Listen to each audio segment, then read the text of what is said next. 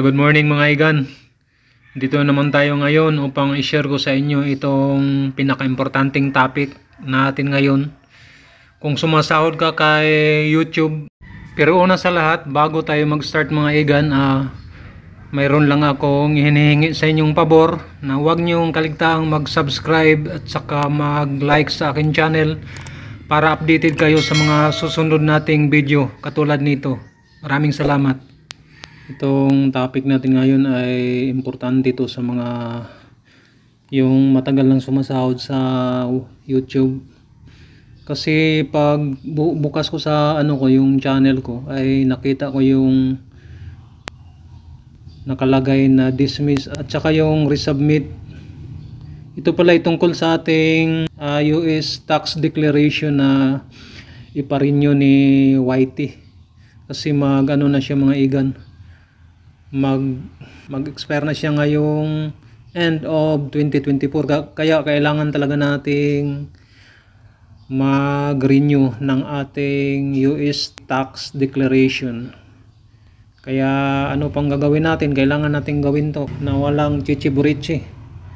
Kaya mga egan, ang unang gagawin natin ay punta lang tayo sa ating AdSense account. Yan. Punta tayo sa ating AdSense account. Medyo maano ang ngayon. Internet natin medyo lakas-lakas ang signal. Yun. Dito na tayo sa ating AdSense account. Bagal-bagal Mabagal yung internet natin. Dito sa left side may nakita tayong payment info. Yung tatlong parang linya. Tapos piliin mo ang payment. Tapos payment info.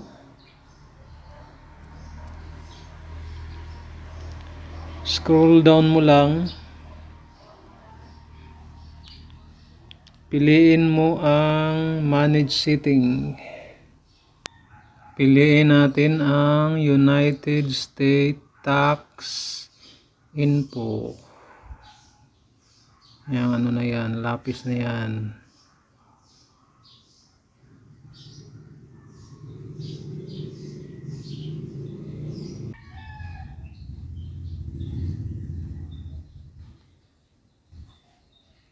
Dito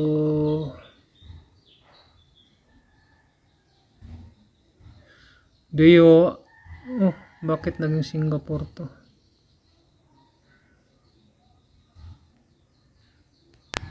Nagtataka ako mga igan kasi yun nung sabi ng are you a resident of Singapore? Sabi ko no. Biglang nagpula. Kaya inulit-ulit ko lang talaga.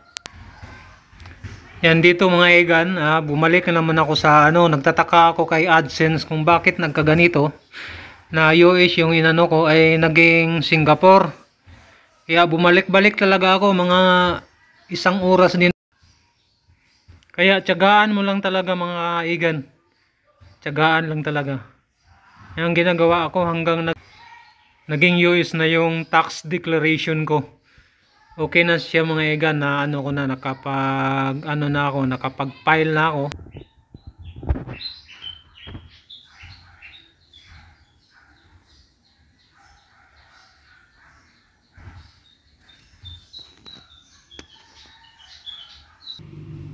Yan, dito na tayo mga igan. Add tax info. Basahin mo yan. Tapos dito sa kabila ay tax form W-BBN. Show tax details and document. Pindutin natin yan. Ito yung mga natin. Information natin. Paper mail. Basahin nyo na lang yan. Kailangan kumpletuhin mo yung address. Tama talaga yung address mo. Tapos na-approve siya June 22, 2021 pa. Ako nag-file dati. Tapos ang sunod na gagawin natin ay yung mag-submit tayo ng submit new form. Kasi pag galawin mo yung add tax info ay hingian ka ng other information ba. Start new form. Dito na tayo. Start new form.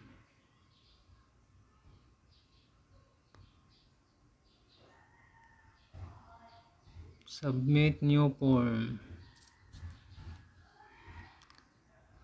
Dito na tayo. Start new form. Plan on taking 15 to 20 minutes to keep your account secure. We'll need to verify that it's you. After 1 hour, when we may need you verify again. No, mag-aantay pa tayo ng 15 to 20 minutes. To keep, use the correct payment profile of the pay providing. Basahin nyo lang to dito. Tapos dito, start form.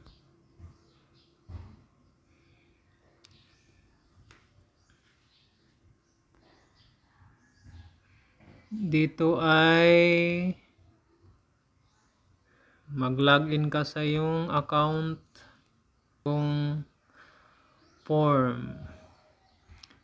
United States Tax Info, individual ba o non-individual? Piliin mo yung individual.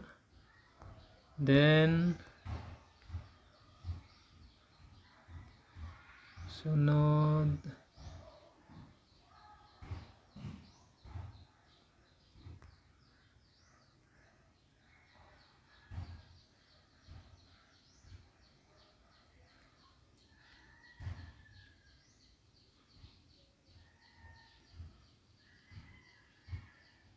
Next. Are you citizen or resident of the United States? No. Next. Individual.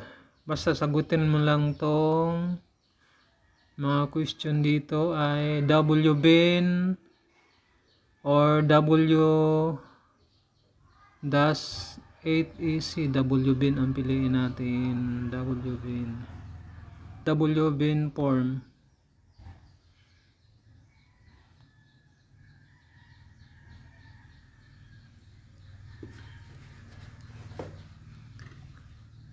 Antay-antay lang tayo kasi medyo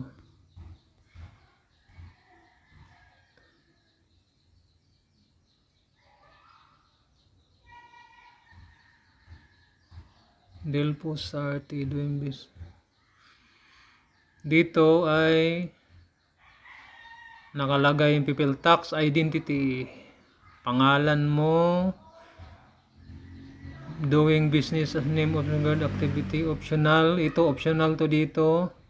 Tapos foreign tin. Yung tin number, humingi ng tin number natin dito ay foreign tin tayo to. Pero pwede rin optional, pwede rin ilagay natin. Yan, may nakahanda na akong tin number. Yan, fill upan mo yung tin number. 19 14 tax identification number 846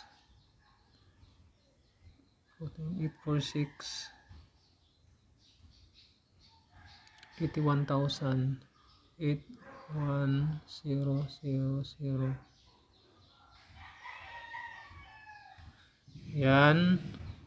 Tapos i-next mo lang siya.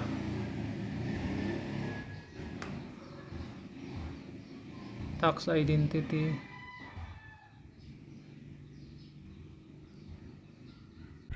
Dito mga igan, may nakita akong may nakita kang pula na nag-pop up.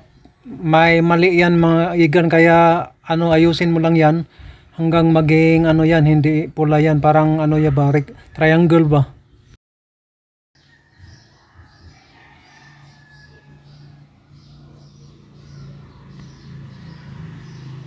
Philippines.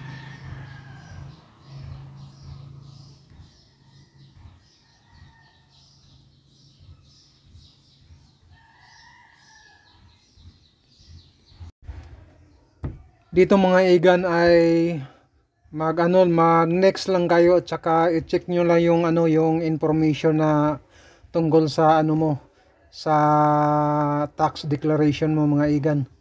Kasi haba pa tong video natin kapag paanuhin pa natin. Saka i-okay mo lang tapos i-submit mo. Yan mga igan. Dito na may question, United States tax info.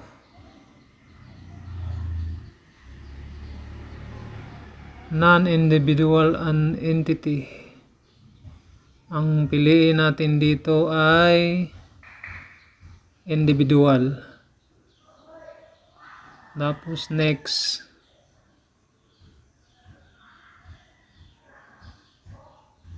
What type of account is Del Posate? Individual, non-individual. Tapos dito nagtatanong siya, kayo nang bahala dito. Tapos what type of account is Del, yung pangalan natin. Tapos individual, are you a citizen or resident of the United States? No. Tapos next lang natin.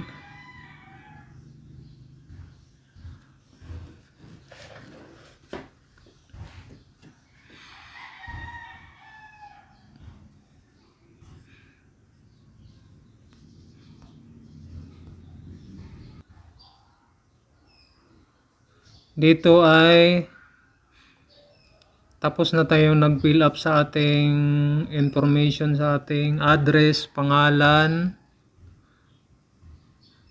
saka postal code ay i-next lang natin. Tingnan natin mahal. Ano naman to kapag magkamali to, may naka-indicate yan pula magpa-pop up na pula. Dito mga igan, pagtapos na tayong nakapile sa ating US Tax Declaration Form ay pwede natin i-okay lang, i-submit natin. Kasi kapag anuhin pa natin na haba pa tayo, abutan tayo ng mga 30 minutes.